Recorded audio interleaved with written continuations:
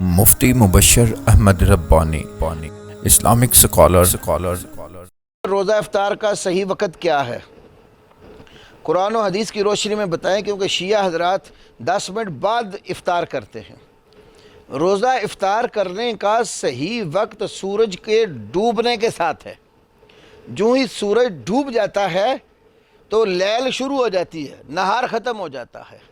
تو اتم الصیام الی اللیل فرمایا کہ رات آنے تک روزہ پورا کرو۔ تو لیل کی ابتدا غروب شمس سے ہوتی ہے۔ اسے نبی علیہ السلام فرمان جب جو ہے نا وہ ادھر سے رات آ جائے اور اسے دن پیٹ پیر کر چلا جائے تو روزہ رکھو، روزہ ختم کر دو، افطار کر دو۔ تو شیعہ حضرات جو 10 منٹ لیٹ کرتے ہیں نا، یہ اسلام کا طریقہ نہیں ہے۔ نبی علیہ السلام نے فرمایا لا یزال الناس بخیر ما عجل الفطر، جب تک لوگ افطار کرنے میں جلدی کرتے رہیں گے تو ہمیشہ خیر پر رہیں گے۔ اور ہمارے ہاں اہل الحدیث اہل السنہ کے ہاں کتب حدیث میں اس کی صراحت موجود ہے کہ یہودی لیٹ روزہ کھولتے تھے۔ مسلمان کا روزہ غروب شمس تک ہے، جو ہی سورج ڈوب جاتا ہے روزہ کھل جاتا ہے۔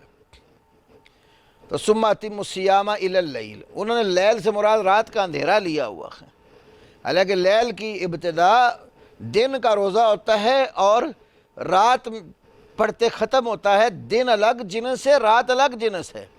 اور عربی کا یہ مشہور قاعدہ ہے کہ جو الہ حرف ہے نا، الہ سے ما قبل اگر الہ کے ما بعد کی جنس میں سے ہو تو ما قبل کو ما بعد میں شامل کرتے ہیں۔ جیسے نا فاغسلوا وجوہکم وایدیکم الی المرافق، چہروں کو تو اپنے ہاتھوں کو کونیوں تک۔ اب کیا کونی دھونے میں داخل ہے یا نہیں؟ تو یہ جو الہ یہ پہلے والا حصہ ہے، یہ بعد والا حصہ کی ایک ہی جنس ہے، اس لیے کونی جو ہے اس میں دھونے میں داخل ہے۔ لیکن نہار جو ہے وہ الگ جنس ہے اور لیل الگ جنس ہے۔ دن علیحدہ جنس ہے، رات علیحدہ جنس ہے، اس لیے دن کو رات میں مزید داخل کر کے اچھی طرح اندھیرا کر کے روزہ نہیں کھولیں گے۔ جو ہی دن ختم ہوگا، لیل کی ابتدا ہوگی تو روزہ افطار کر دیا جائے گا۔ صحیح بات کتاب و سنت کی روح سے یہی ہے۔